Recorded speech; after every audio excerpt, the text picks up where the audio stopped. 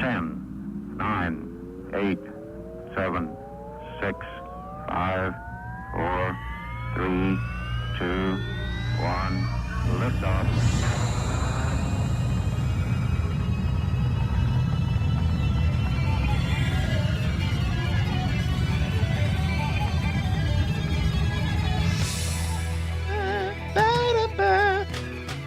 Was that the Star Spangled Banner, Roseanne Barr? Greetings, good evening. How the hell are you? 10 minutes after the top of the hour on the live version. I don't know what time it is where you are right now. Trust me, we're working on that. Skype, I hate you so much, and Microsoft can KMA. Yeah, if I ever decide to buy another computer, I'm going to get one with a different dialer program. Welcome into the Shooters Gallery on the Beyond Ringside Radio Network and ProWrestlingRadio.net, multiple location station in the ever-evolving and so resentful of Skype Studio One. I am the Magic City Motor Mouth Fast Eddie Lane, being joined by tag team partner from the Peach State, Shane Knowles. Oh man, it has been quite a while since we've had the Shooters Gallery. Well, you had a graduation last week. I did. You did as well. Yeah, I missed mine. Okay, well, I attended mine. You're one up on me. Welcoming in tag team partner, hashtag Trust in Phil Stamper. I think I need a life jacket. I do live in the great state of Maryland, and it's raining again. Yeah, I know. We're getting the same crap down here in Alabama, but you're getting it a little bit more severely than we are down here. Welcoming in tag team partner, The Voice, Ted Guinness. I have no snappy intro. Yeah, you do. You just choose not to use it. I know you too well. I legitimately have nothing. I've been on vacation all week, so my creative levels have been at like minimal life support captain all week. Captain? Got a lot of things we're going to hit on this evening, but first and foremost, of course, Game 1 of the NBA Finals is tonight, and most of the country said, so what? We're going to throw this one out because we're all in technically 3 geographic regions of the country.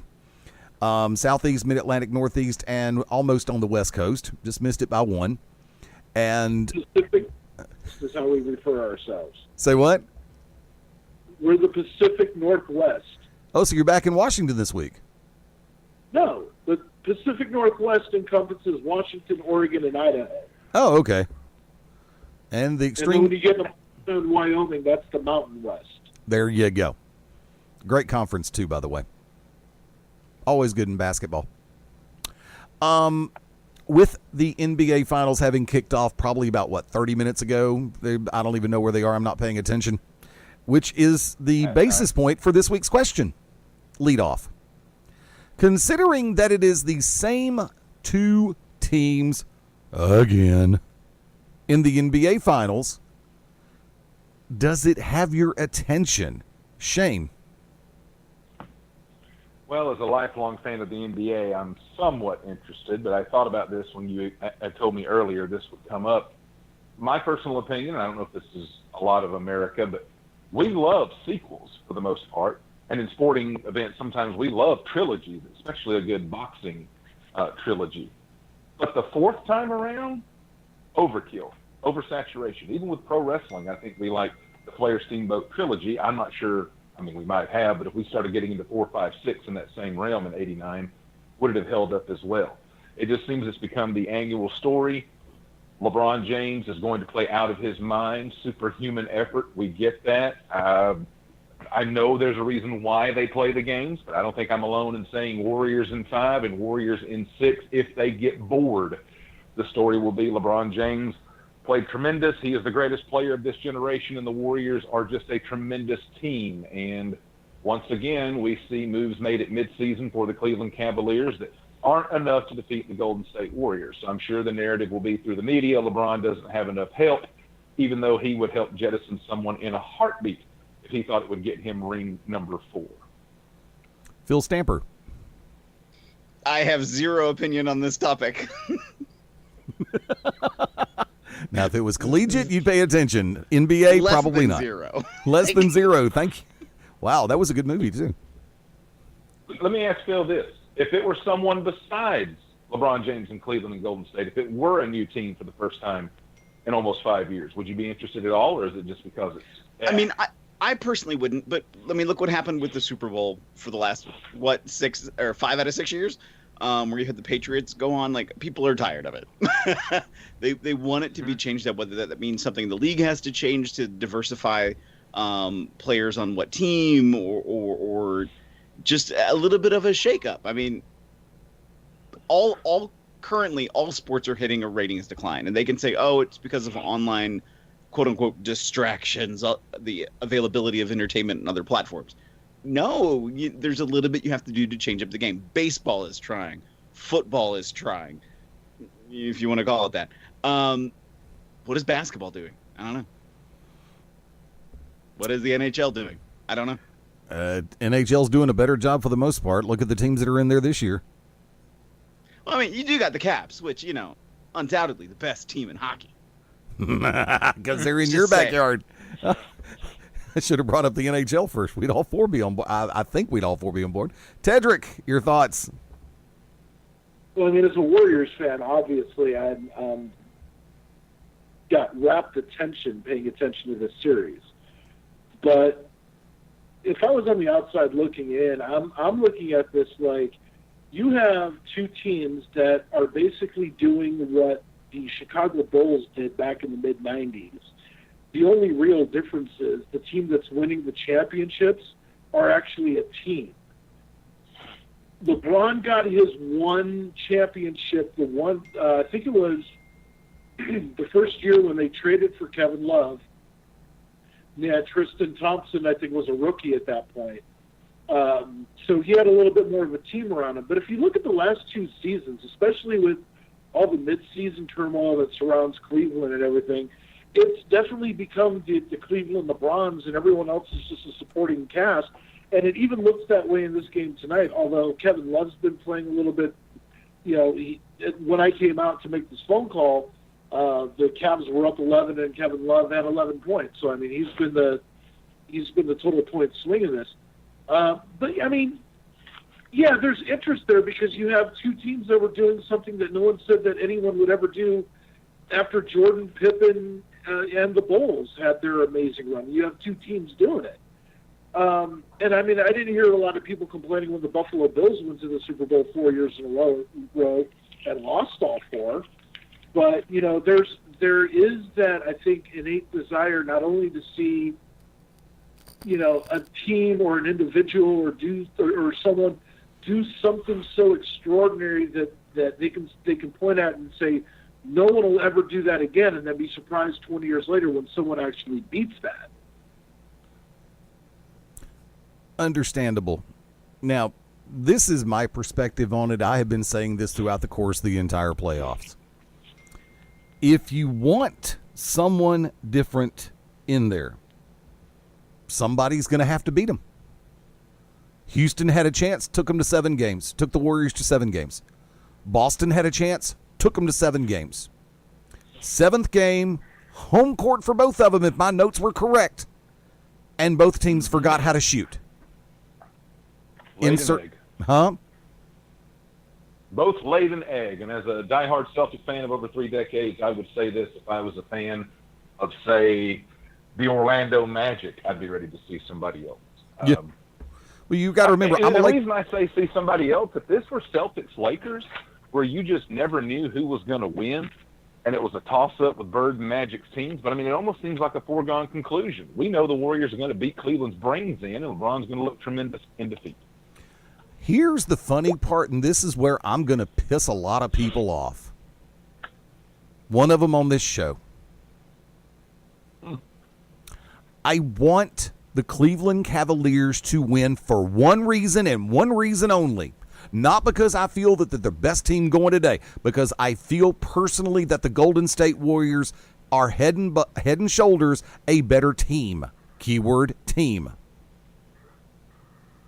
The only reason why I want to see Cleveland, or why I think Cleveland will win. No, this is the reason why I want Cleveland to win. And it's a very subversive reason, too. Quite subjective as well.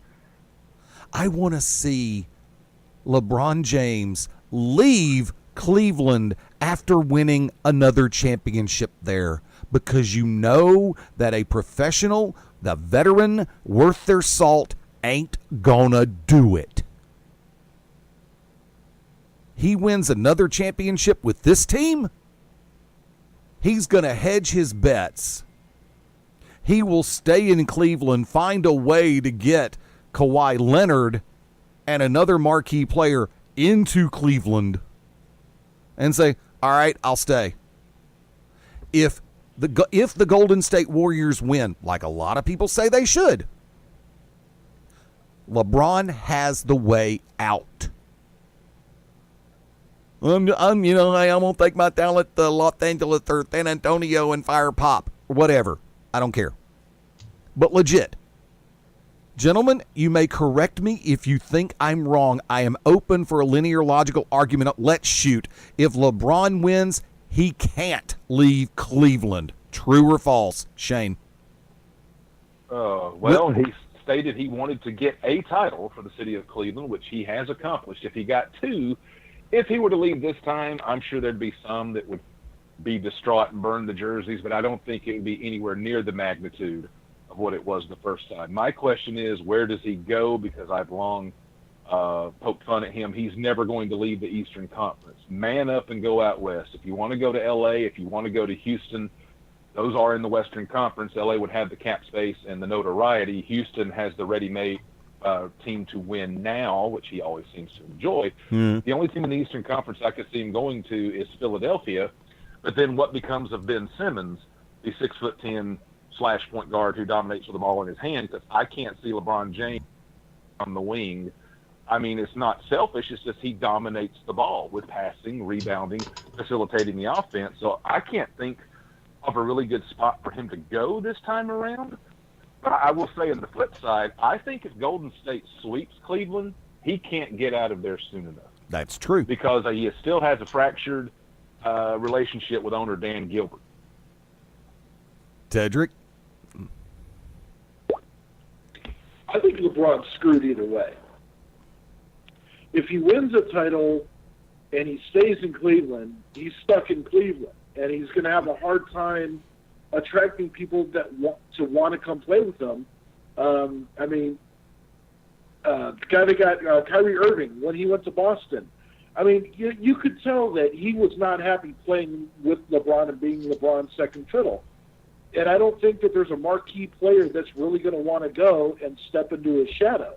If he wins the championship and bolts town, then he's just completely destroyed any legacy that he had in Cleveland. Yeah, he got him 2 titles, but he's a mercenary. He's not a hometown boy. Everything that he said has been proven to be a lie. And if they lose the titles, I mean, if they lose the title, he's obviously out of Cleveland with no excuses. And I think everybody understands it, and I think that's his safest path. I don't see him going to Los Angeles because I don't see him tolerating Ball's father. I don't see that happening. The second that Big Mouth Ball opens his mouth, LeBron James would be stomping his nuts into the floor. So, I mean, I'm not, and you thought that I was going to be mad at you for wanting the Cavaliers to win. I don't care if you want the Cavaliers to win. You know, I mean, unless you just want the Cavaliers to win just because I like the Warriors, that's just not spite. But it doesn't bother me, and I really hope that I honestly believe the best thing for LeBron is to bow out gracefully as quickly as possible in these finals. Put up monster numbers, know you're going to lose, and then ride out into the sunset and go play with Popovich until you retire. Do you think he would go to San Antonio? Oh, in a heartbeat. Even though Greg... Or Houston. One of those two teams. I think if he were to go out west, I do think it would be San Antonio, and that plays a major factor in whether Kawhi Leonard would stay. Certainly LeBron could probably shift over to shooting guard, small forward. They'd make it work. I'm not sour grapes, but I will ask this. The fact that young Boston Celtics team, devoid of any true stars, took them to a Game 7? Simple yes or no. If Kyrie Irving and Gordon Hayward are in that series, is Boston in the finals? Ted? Yes. Yes. Just as if CP3 was in Game 6 or Game 7, the Rockets would be in the finals. I agree, and that's the catch. I think for LeBron's future thinking, he knows Boston's coming. And he knows that, knock on wood, he's probably not going to have that good fortune of the two best players on that team being out next year, should they meet again. All right, then let me go ahead and throw this one out there. And, Phil, we're going to drag you back into this kicking and screaming. Oh, you want me to scream? There you go. Let's put the world in proper perspective. You brought up a magic name, Shane. Now, Phil, I don't know how closely you've kept track of everything that's been going on after Kyrie left to go to Boston. 0. Okay. So, like I said, you're going to be drugged back in about two statements from right now. You're going to be dragged back in? Yeah, you're going to be Draymond back into this conversation. Golden State Warriors player who I really just don't give a rat's ass about. If Draymond Green were actually on another team, he'd probably blend into the woodwork. It's only because he's got Steph, Clay, and KD on the team that he can actually be a boisterous ass. Correct me if I'm wrong. Didn't think so. Gentlemen, I throw this one to you. Matter of fact, Shane, I'll go in your direction first on this one. You brought up Kyrie. Do you think for one hot second that any talks that are going to be held if LeBron's going to bolt town, do you think Kawhi would call Kyrie and say, okay, what's he really like? To gauge whether or not he would actually play alongside LBJ. Well, and to that point, I mean, the relationship with the San Antonio Spurs and Kawhi Leonard seems tenuous at best, with Popovich even taking some ill-fated shots to the media. It's just uncharacteristic. Over 20 years, San Antonio has no drama, none whatsoever. I mean, their headlines are winning titles, and that's it. I don't know on that. I mean, speculation Kawhi Leonard is gone, and then let me just put this baby to bed. If I'm wrong, I'll eat it later. But speculation about him going to Boston, and I'm like, why? When you have a returning Gordon Hayward and you have two number 3 overall picks in Jaylen Brown and Jason Tatum, who look like bona fide superstars, Kawhi Leonard's not the need for Boston Celtics. But I could see, to Ted's point, I could also see Houston because of Chris Paul. He and LeBron are really good friends. They're part of the Banana Boat crew, Carmelo Anthony and Dwayne Wade. But James Harden would be the factor there. Harden, another guy who loves to dominate and have the ball in his hands. And that's the reason he wanted out of OKC, was for that very reason that Russell Westbrook and Kevin Durant were overshadowing him. Ted? Sorry, what was the question again? Kawhi and Kyrie, would that conversation take place? Oh, it probably has already taken place 10 times. Are you kidding me? I mean, this isn't something that they're going to wait till the off season to follow protocol. These guys talk to each other all the time. They're probably talking to each other on PlayStation Network while they're playing NBA 2K. So that's a good one. And it's probably true because a lot of these guys are gamers, and I respect the hell out of that. But yeah, I mean, I think those conversations have taken place. Also, you know that Kwame's had first person up close experience playing against LeBron. He knows how he plays on his team. He knows how he runs the team, basically. And it's just a matter of, does he want to be on the other side of that? Because basically, and this is probably going to be, this isn't going to be as crude as the Samantha Bee comment from earlier, but anybody that willingly signs with LeBron James, I think it is in the NBA contract that they should just be referred as LeBron James's bitch. Because that's what everybody is. Kevin Love is LeBron James' bitch. Tristan Thompson, J.R. Smith, right now, they're just LeBron James' bitch. They're the supporting cast that allowed the Cavaliers to field the team to put on the floor so LeBron James could put up 48 points and bitch and moan about how he's so tired because he has to do so much. Let's play. Second question overall of the night. Knowing the fact that we're still 2+ weeks away from Money in the Bank from WWE, has this buildup for the extended absence of a pay-per-view, which so many people asked for. There's too many pay-per-views. Okay, you got your wish. They bowed out for 7 weeks after Backlash.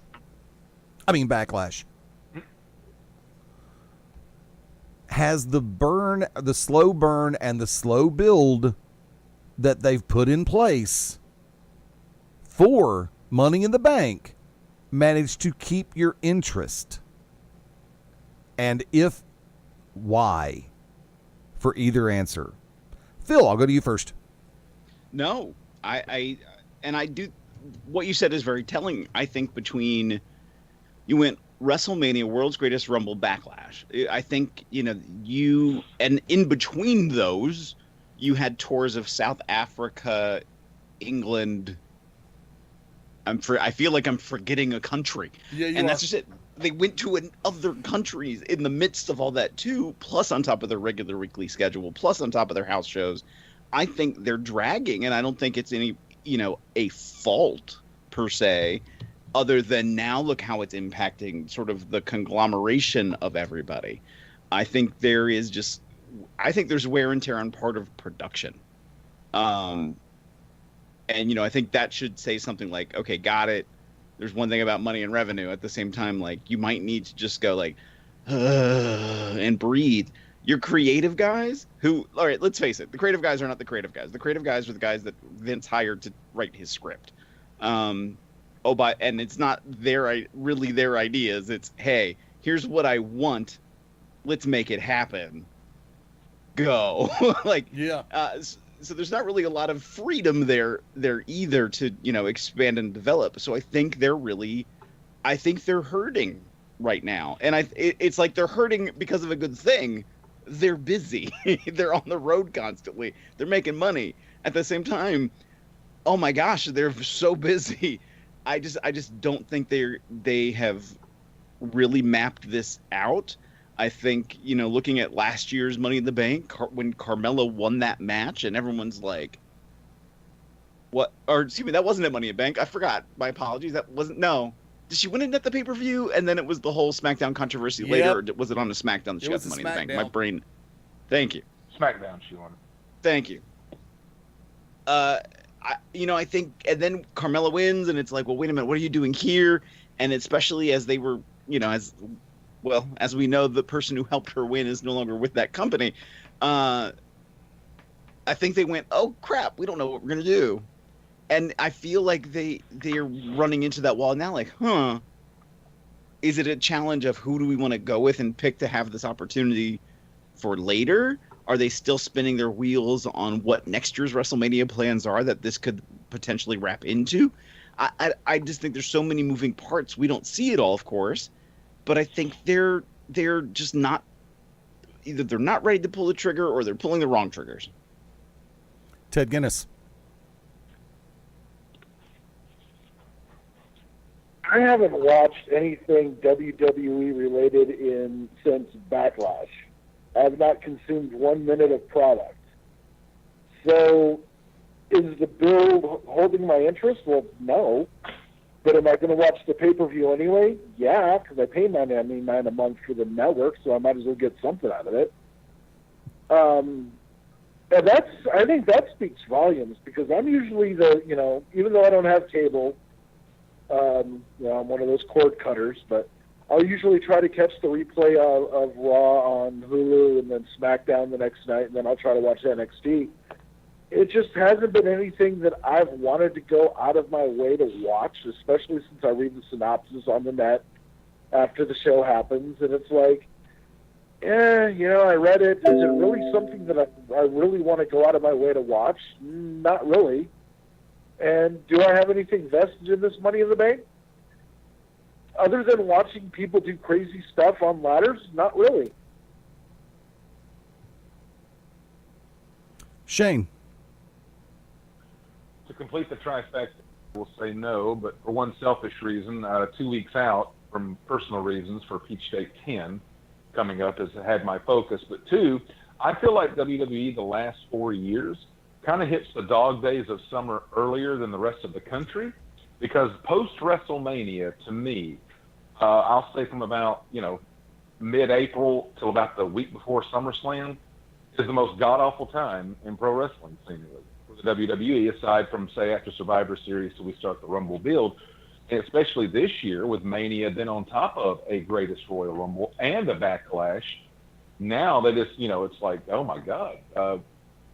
What really would have you excited about WWE at the moment? Like just unbelievably something fresh, something unforeseen. I mean, the Ronda Rousey, Nia Jax thing, at least they covered it in storyline by making it seem like, calling her out for you haven't even had a singles match, you're getting a shot at the title, and her being kind of humble about it, about, well, Nia picked me. This isn't me, like, getting special treatment. But no matter the storyline, I still think it's bogus because what do? You have her win the title in her first match and blow your wad? Or, dear God, does Nia Jax go over? Of course, she doesn't clean and some kind of bogus interference. I just don't like the whole Nia Jax, Ronda Rousey thing at all this early. I don't care what spin they put on it.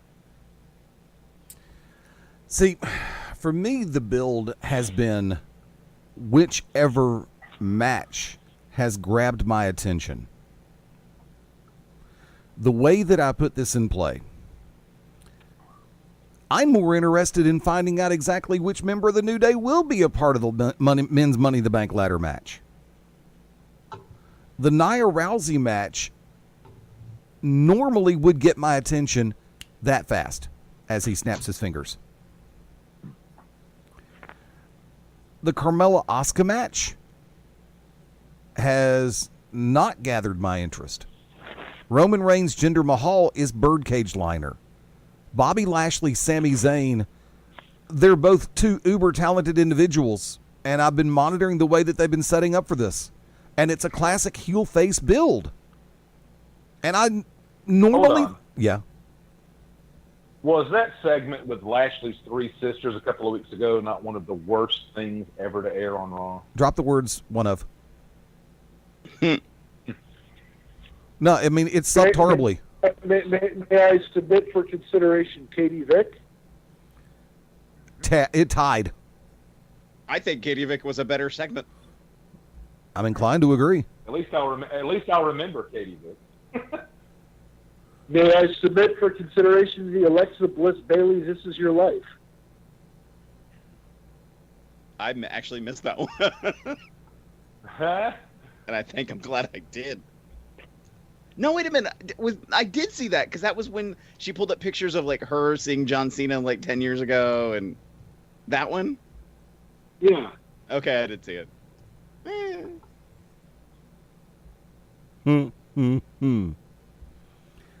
The one match that's actually getting my attention right now is Rollins Elias.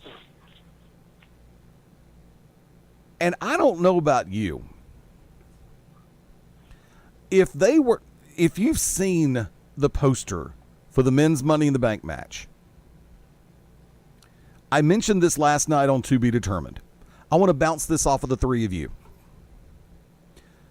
Samoa Joe, Kevin Owens, Bobby Roode, Braun Strowman, Miz, Rusev, Finn Balor, and one of the three members of the New Day. It's going to be Big E. That's what I'm considering also.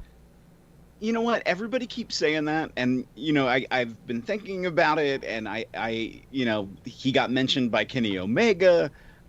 I almost think they're gonna derail us, and that it's gonna be Kofi. I think it's going to be Xavier actually, but it makes more sense for it to be Big E because that's what they've been feeding us. Which is why I think Kofi they're gonna Kingston swerve it. for the wild ladder spots. Yeah, that's kind of why I'm thinking it too. But see, how many times has Xavier Woods genuinely gotten a singles opportunity? That's why I'm looking at him. Because for those of us who know down here in the Southeast, especially for a while, Austin Creed, Consequences Creed, kid was electric. And this is so random. During the time of Pro Wrestling Unplugged, I remember getting his resume, and this was, people were still, mailing stuff. It was like a hard-lined folder, full-color promo picture. Like, it was the best promo packet I've ever seen in my life. Almost every time I see him, I think about getting that and being like, this was damn impressive. So, my gut is saying that Woods will be the one in there. Because in the next year, they are going to break up the New Day. Because they can only get so many things over. I mean, my God, they got unicorns over. They got pancakes over. They got a non-existent cereal over. The only thing they can't do is get Roman Reigns over. yeah. Have they tried that yet? Yeah. The New Day saves Roman. But if you look at this... program to set up Roman Reigns turning heel if they ever pulled the trigger on that. But the fun part of the scenario for me is I look at this lineup and I take those 8 individuals. Like I said, just for giggles, I'll say Xavier Woods. Why not go ahead and say Brock Lesnar has stolen the Universal title. We're here with classifying it as vacant. Can you imagine the internet reaction if you put those 8 individuals in a bracket, single elimination, and aim them toward a brand new Universal Champion? What do you... Go ahead. Go ahead. I wouldn't say, I think that's an amazing idea. I think it's a great idea. Because for some reason that I still don't understand, wrestling fans love a tournament. I mean, but they don't like it spread out over 5 weeks. They want a tournament in one night. WrestleMania 4? Yes. 3 hours. Why not? First round matches, 15-minute time limit. That's 4 matches right there. So that takes care of your first hour and a half because somebody's gonna have to talk and kill time. Right. But let's put this in play. Let's go ahead and use, for those of you that have WWE.com close by, go ahead and pull up the Money in the Bank ad page. WWE.com/show/Money-in-the-Bank/2018. I'm going to go front to back on this. Let's just go ahead and say, and for the sake of argument, a lot of people want to put Kofi in there. I want to put Woods in there. They're leading us in the direction of E. Okay, if they do pick E, I'm going to go back to front. Samoa Joe versus Big E.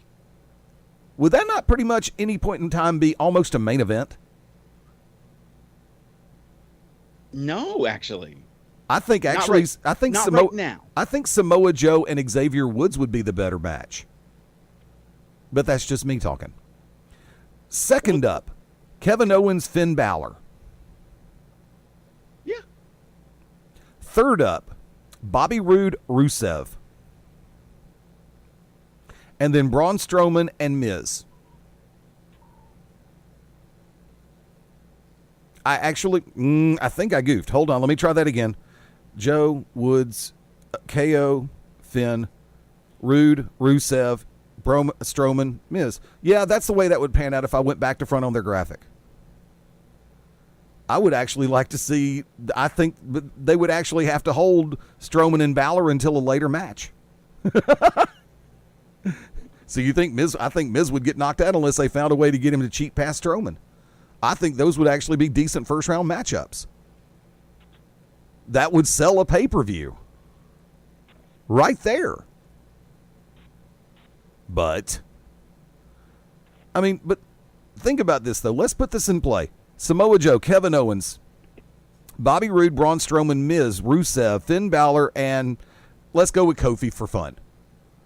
Does anybody in that picture not belong there, in your opinion? And Guinness, I'll go to you first.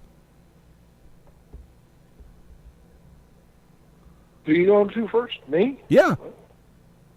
Oh, I heard a phone touchtone, so I didn't get cut off.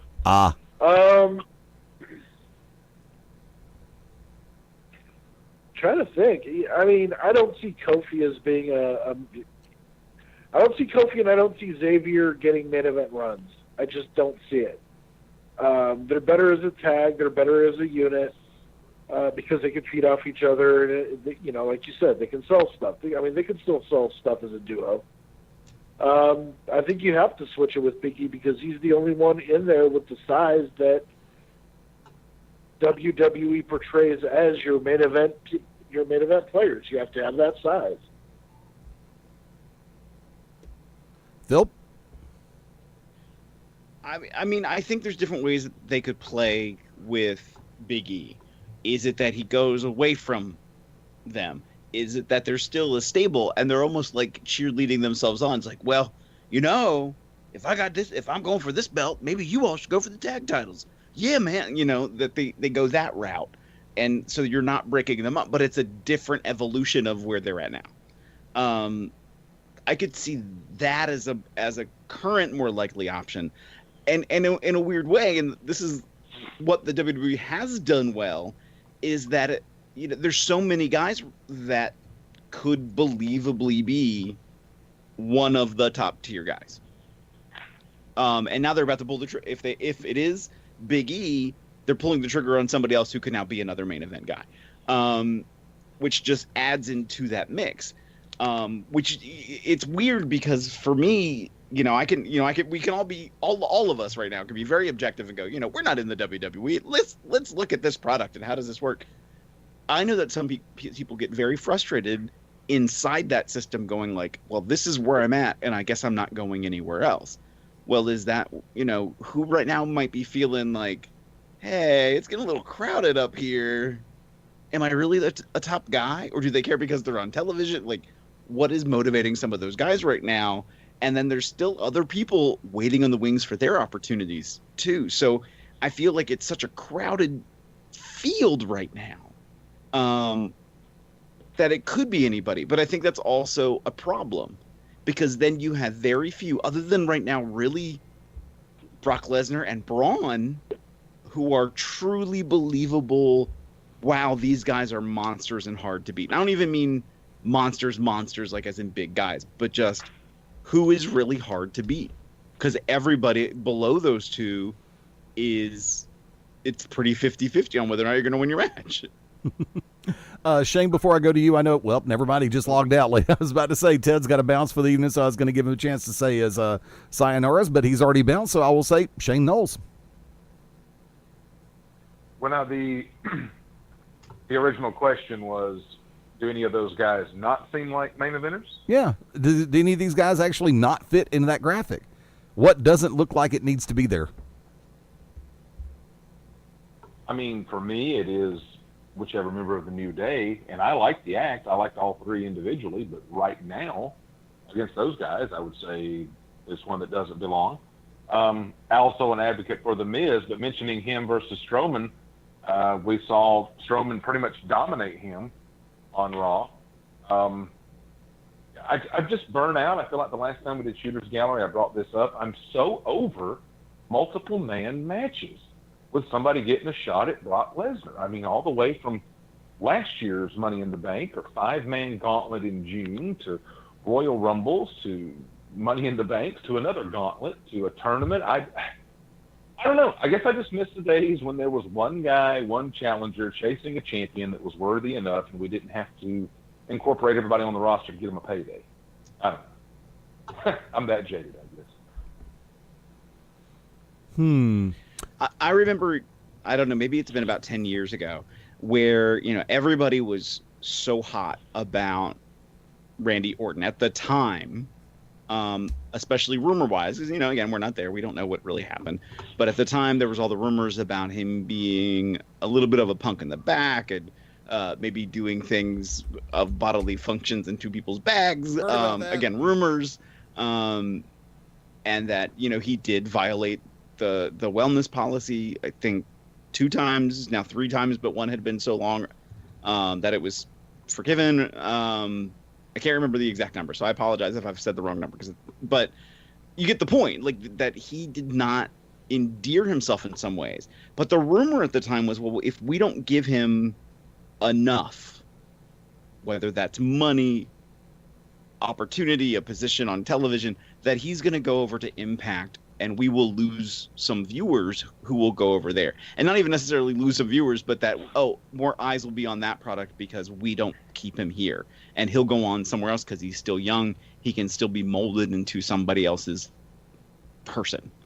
I don't, and so I look at that and go, are they that concerned that now that they have developed this great field of really credible people, that now if they don't keep up their momentum, that, well, they could go and leave? And look at the people who have and are seeing modicums of various levels of success. I mean, Austin Aries left, and now he's the brand new heavyweight champion for Impact Wrestling. Sorry if anybody has that on DVR and waiting for the spoiler for tonight's episode. I just saw that right before we got on the air. Oh, nuts. Sami Callihan, who's one of the most booked wrestlers in the world and makes over a six-figure salary off his bookings right now, and he's on 3 televised wrestling networks. Yep. So, and the list continues, and there's people who are making good for themselves, either on the independents or also working for New Japan. That there's other opportunities of people out there, and there's new digital platforms that make it so much more accessible to see these people. And I think, is that a concern? I don't know, but part of me has to say, that has to be part of this conversation. Well, let's put them in here because ... Let's cram all these things in here ... I mean, we talked about it, I think, last week about, well, look what they're doing. They're now creating these. Are they saying now that the length of a pay-per-view is 4 hours, 4.5 hours? Yep, that was next. So sorry, I jumped, but I think that leads right into that. They're like, well, I guess we have to give more so we can put more. And now that they have now that they've removed some of the amount of pay-per-views, they have to put people from both rosters onto an event. Now they're cramming it more full. It's so weird that, you produce television with 5-minute matches, and you can cram everything in there. But then when you get a pay-per-view where you have some leniency, we're lucky if we get a match every 30 minutes. Yeah, because they're still doing nothing more than promos half the time. And that's going to go ahead and lead me to the final question for this hour. Two-parter. Don't ask. Say what? Don't ask. I'm just kidding. With the new deal allegedly in place with Fox, which is allegedly Bubba billion. That's the numbers that's been bandied around. Billion. The rumor is also in place that SmackDown will go 3 hours. Oh, Now, my God. I'm going to you first, by the way. I have not been privy to that little tidbit part of the story. I will say I've only heard that here, and I heard that you say that last week, and I've not heard anybody else say it in the following week. So I think he's just pushing this around. No, actually, I've been reading. thank I've been reading that once again. I've been reading that it is a rumor. There, from what I understand, Fox is interested in the concept of the show going 3 hours. That is Well, I'm what gonna I had trust read. him, that he's right. That's what I've read. I mean, but by the same token, things can change at the drop of a hat, just like a NBA GM's Twitter account. Now, did you see what came out today? That what else Fox is interested in? Fire away. That Fox wants NXT to also be on Fox. See, I would be all over this, but see, here's the thing you have to remember, and this is where I'm about to go ahead and do the dish, so to speak. Ready for the pass. Fox primetime, Monday through Saturday, runs 2 hours. Mm-hmm. This means they would either be going early or they would go late. Odds on they would take that third hour late. 10 o'clock Eastern, 9 Central. The problem is then you're running into the local affiliates that make money off of their newscast and that revenue. Bingo. Right. So I don't know if they're willing to cut that and risk. At the same time, I think it was ABC that did that for Jimmy Kimmel. I think they changed, right? I might No. be mistaken. Was it? Okay. That at first not all the affiliates were on board because they're like, hey, we have arrangements, we have all these things, and they had to reformat when and how they delivered the news. Fox, CW, UPN, those were the big three at any particular point in time that always ran a 2-hour prime time. ABC, NBC, CBS, TNT, Turner, all the entire umbrella, normally ran a 3-hour primetime block. Fox is the only one of the big four, classically speaking, that ran a 2-hour primetime block. And yeah, you brought up the point that I was going to be going after, because I'm just going to go ahead and take my turn first. What the hell? If they do a 3-hour, yes, I'm going to take what Phil said and expound on it. You've got Fox affiliates that host local news, that host local sports, weather. You've got some that even run Andy Griffith, I Love Lucy, My Three Sons, Mayberry, RFD, Gilligan's Island, and Matlock. And what's that? Yeah, it was Matlock. Shows that they're still knocking down major money to pay for in syndication because they're getting major money in commercial benefit. So network would be asking the affiliates to give up money so that network could make more money airing that third hour. I think that would be the dumbest thing to do. And I agree, especially because if you know, they're looking at, my brain is percolating all these things because some of this doesn't make all the world of sense. You're right. Yet.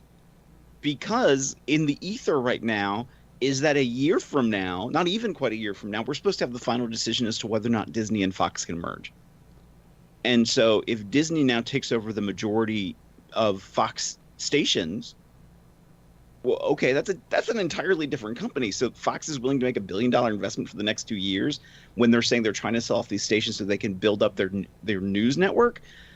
Something just doesn't fully read right here. You're right. Unless it's, you know, behind the scenes, Disney's making the deal with Fox in preparation for them to land on network television, that then they have programming, and we've talked about it before, to produce a professional wrestling event on television is so much cheaper than a scripted televised program. Actually, And maybe WWE is a that's- scripted televised program. What are you talking about? Right. But, well, a more scripted drama Oh, like televised program. like Last Man Because- Standing or Roseanne. Because put it this way. And this is where it doesn't make sense when I'm going to say this next part either. So people who work for the WWE on television do not have to be a member of any kind of guild. Right. Or other and than Lollipop. Do what? Other than Lollipop. But the thing is, WWE pays higher rates than the guilds do. So it's that they don't have as many people doing the same amount of thing as a pre-produced show. And then if you think about the different kinds of shows that are out there, there's not the same level of some of the effects that need to be done. You're not dealing with multiple scenes where you're taking multiple shots and multiple takes. It's a live program, so it moves quick. You're dealing with a company that would be coming in already ready with a production that they've done for decades. So Fox doesn't need to run it. And Fox has a great history, though, of bringing in television shows like Bones and House, which are actually made not by Fox, but Fox airs them, and they're the distributor. So, I mean, it could be a great financial deal, but that, again, what's happening with Disney and Fox a year from now, it makes me wonder, like, seems like a lot of money, a lot of prep work, a lot of build for something that's not there yet. And all of this started with apparently a conversation with USA. And this is, again, my brain is like, this just feels weird that USA would go back to the WWE and say, wow, your quality is at such a point that in television land, your product is actually worth 3 or 4 times the contract we currently pay you. We're not going to do that to you. You should ship this out other places. Shop it out, yeah. Or shop it out, sorry. That just seems really weird to me. That NBC Universal would be the ones to be the impetus of this. You're I'm right. like that doesn't ring set with me either. And then you would have Raw still on USA, which is an NBC Universal property, and then Right. SmackDown on Fox. Like, oh, what? I don't know. It's. I mean, I guess you could say it's like, well, it's like the NFL, and they have games on multiple networks. Maybe. I don't know. I feel like we're missing a piece of this puzzle that just isn't there yet. You're right. We are. And Shane, I was threatening to bring you in a minute ago. Guess what? I'm going to ask you to go long form on this one. All of the above. It's all yours, brother. Oh, well, where do I begin? Phil just gave a beautiful, pulled the curtain back on the dynamics of how network television works. I really enjoyed that. No sarcasm. Well, for me, it would be hard if we put Raw on Friday nights for 3 hours. You're asking people on Friday evenings to invest 3 hours weekly on Raw. Do I think they would invest 3 hours weekly on SmackDown? To quote Eddie Lane, hell no. I agree with you with the local affiliates. Now, Fox is the only one, I believe, yes, of the four major networks that does not have a late night host, a la, in that 11:30 Eastern spot, like NBC does with Fallon, Kimmel, etc. So that could be to their advantage if they could work something out with the network affiliates themselves. I am of the opinion, as you had mentioned, of going at 7 o'clock Eastern early and wrapping up by 10 if you must go 3 hours, because you're going to run into either the local network affiliates got to give up their 7 o'clock Eastern news slot or the 11 o'clock. And I'm not sure which one draws higher ratings. I'm sure that's different demographics, different regions across the country. Some may watch early and go to bed, and some may come home late and catch up that way. But to me, it would be almost akin to what WCW did with Nitro, where they would start earlier than Raw, which, I mean, they're not competing, but why not start at 7 o'clock or say 7:30? Or I could just end my conversation here and say just keep it 2 damn hours like it should be from 8 to 10, and all parties are happy in the Eastern time spot. I agree with you. I think there's a piece missing here because, as we know, ABC is owned by Disney. So if Disney acquires Fox conglomerate, does that all go under one big banner, or is there going to be ABC has nothing to do with Fox and vice versa? I'm with you there on the NFL, lends its product out to the NFL network, to NBC, to Fox, across the board. That would be weird. I think they are of the agreement, though. I mean, if you're watching an NFL game on NBC on Sunday Night Football, they advertise what's coming up the next night on Monday Night Football on ESPN or Thursday. Would we really see on Monday Night Raw on USA talking about SmackDown on Fox? Sure. But on the other way around, do I think we're going to see on Fox, make sure you catch Raw Monday nights on USA, being owned by different people? Not so sure in that regard. The Friday night deal, I don't know. If I were a kid, Friday night network wrestling when I don't have to go to school the next day sounds like the greatest thing ever. As an adult who tries to stay invested in professional wrestling and other things, Friday night seems terrible. It seems like DVR City, baby. And if we look back at when SmackDown was on Friday nights, to give a very weird context, because they were on the CW at that time, or UPN, maybe it was still UPN at the time. Right. Mm-hmm. They go on Friday nights because they're like, wrestling fans, it's sports, it's a weekend night. They're gonna watch this, and they didn't. Nope. And then I remember they put on Star Trek, thinking like, we're gonna kill off this show. It's gonna kill them in the ratings, and because nerds are gonna do nothing but stay home at night. And then they also found out that wasn't true either. That it totally tanked. Actually, and I think I think I said that a little backwards. They killed off Star Trek, and then they brought on SmackDown. SmackDown made it a year because it was a Friday night. They did get a little bit more traction, and then the second year they canceled them. I think, after the second year. No, SmackDown, when it first came on UPN, actually went 3 years, didn't it? But I don't think it was always on Friday. I thought it moved mid-run. I thought it was Thursday, then Friday, then... Because it's when it came to Then USA, that was the first... Sci-fi was Thursday, I think. Oh, God, it's been 5 minutes and I've had sleep. Not much, but a little bit. Now that we've put all of you to sleep, as we're trying to remember our own memories. And Yeah, I know, no brain kidding. power. Tell you what, let me toss it back to Shane for the last word on this one before we go to the top of the hour. Shane? One thing I will question is $1 billion being invested in SmackDown by Fox. I'm going to be skeptical on that one until we see it actually released for sure with pen to paper. Well, you know they're going to have to release something to the stock reports. Mm-hmm.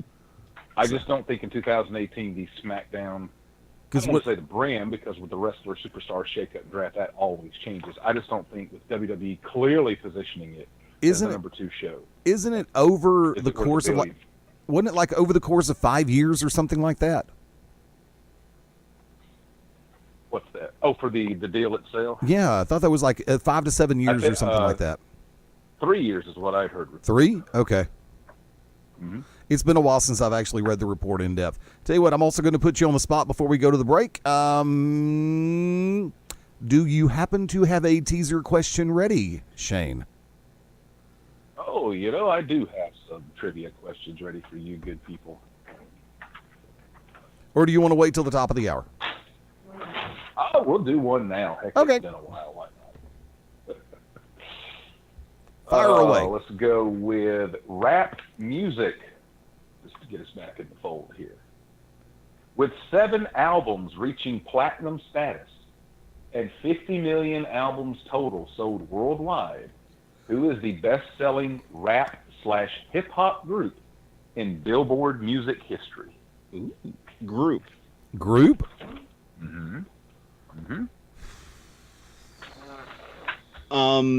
Run DMC. No. Incorrect. Say what? Incorrect. Okay.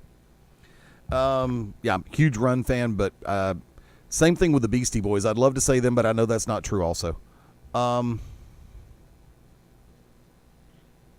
Well, Yes. before you go on any further, my rule is, or unofficial rule, if the correct answer is said, but it's said in a negative connotation, I still have to stop you and say, you're right. Oh, crap. Well, we've done that before. It was Beasties? The Beastie Boys are the best-selling rap/hip-hop group in Billboard music history. 26 million albums in the United States alone, 50 million worldwide, 7 different albums reaching platinum status. See, there's the funny part because I didn't think it was 7. I thought it was only 5. Holy cow. Okay, I'll take it by accident, which that's what she said, and that's what I said to her after she said that.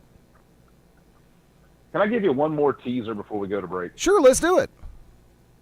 Because I'm curious to see your answers on this one. This was the final question Tuesday night. What is the only triple landlocked state in America? Meaning that you would have to travel through 3 different U.S. states or some combination of U.S. states/Canadian provinces to reach an ocean. Wait a minute. So you would have to go through at least 3 other states out of this state to get to a body of water? Correct. It is the only triple landlocked state in America. You'd have to go through 3 states or a combination of U.S. states/Canadian provinces to reach an ocean. An ocean.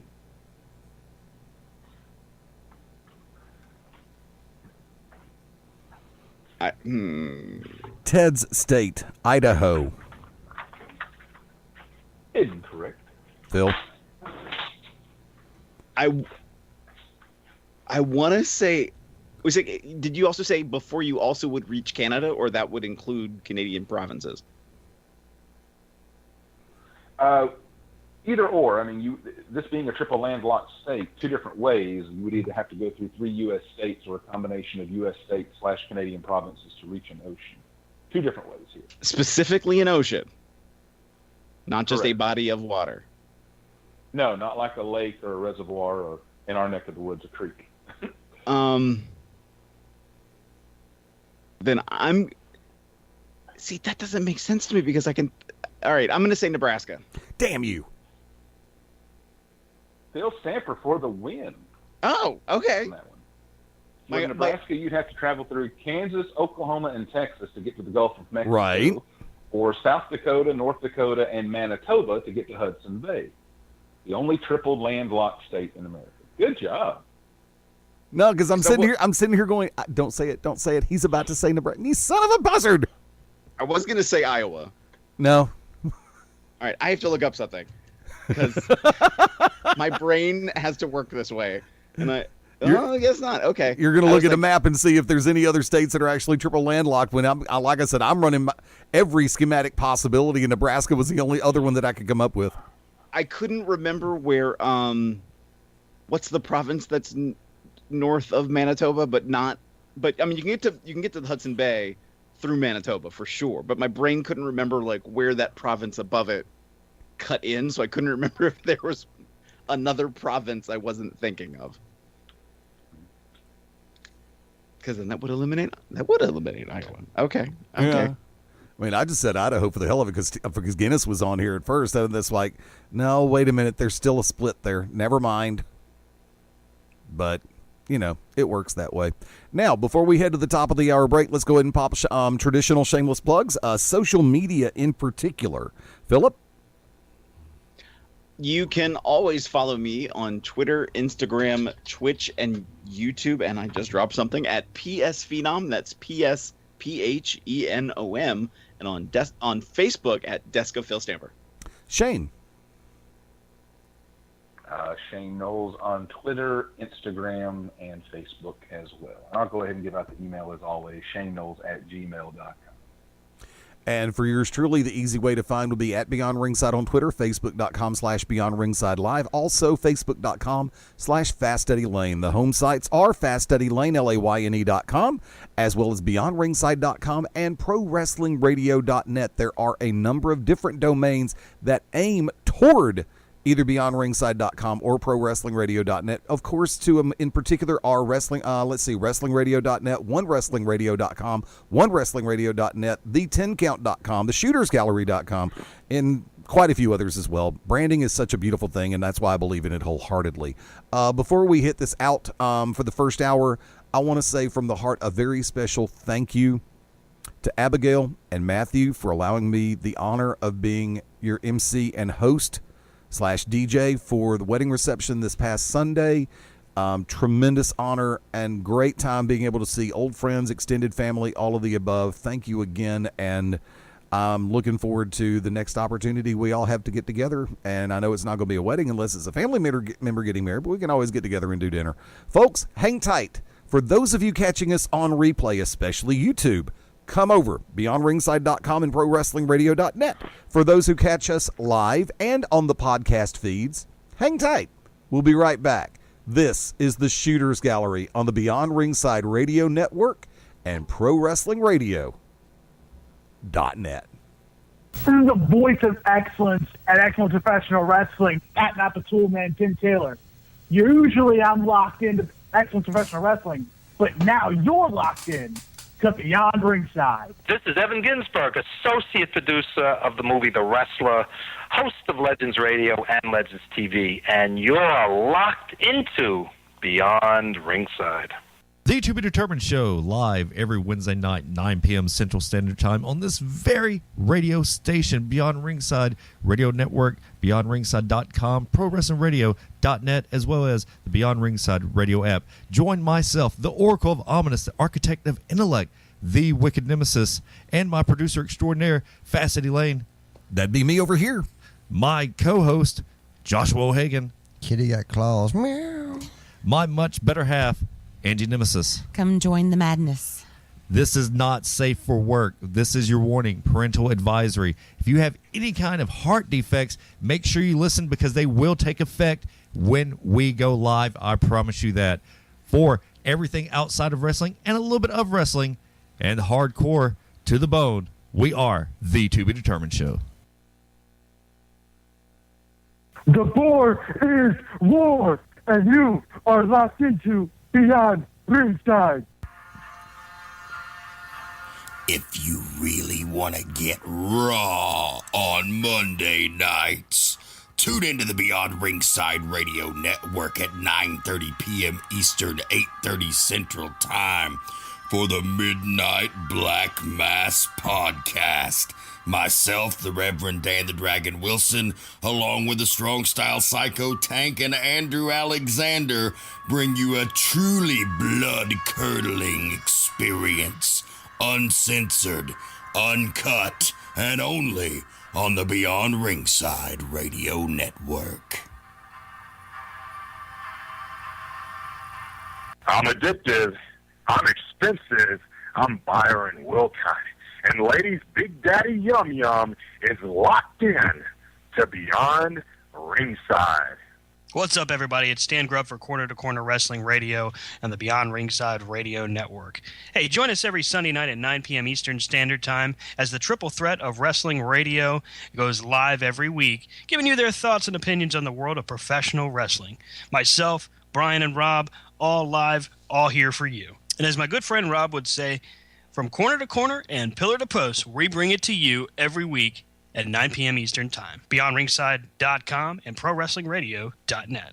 Ladies and gentlemen, this is Bill Behrens, and you're watching, you're listening, you're experiencing Beyond Ringside, and you are a better person for it. Trust me. Howdy, friends. It's the Magic City Motor Mouth Fast Eddie Lane with your invitation to join me, Mark Mabo Bowman, and Brooks Logan Sunday, 6:30 p.m. Eastern for Beyond Ringside Live. Wrestling, mixed martial arts, sports talk, and a whole lot more. Find us on BeyondRingside.com, ProWrestlingRadio.net, and the Beyond Ringside Radio app for Amazon, Android, BlackBerry, and a whole lot more. Once again, that's Sundays, 6:30 p.m. Eastern for Beyond Ringside Live on the Beyond Ringside Radio Network and ProWrestlingRadio.net. This is Awesome Austin Creed, the smartest man in this industry called pro wrestling, the valedictorian of this business. You are locked in to Beyond Ringside. This is the seven-figure deal Ace Rockwell, and as long as Wicked Nemesis isn't on the show, please listen. You're locked in to Beyond Ringside. This is Bob Allen, co-author of Gordon Soley, Something Left Behind, and the Soley Chronicles, and you're locked into Beyond Ringside.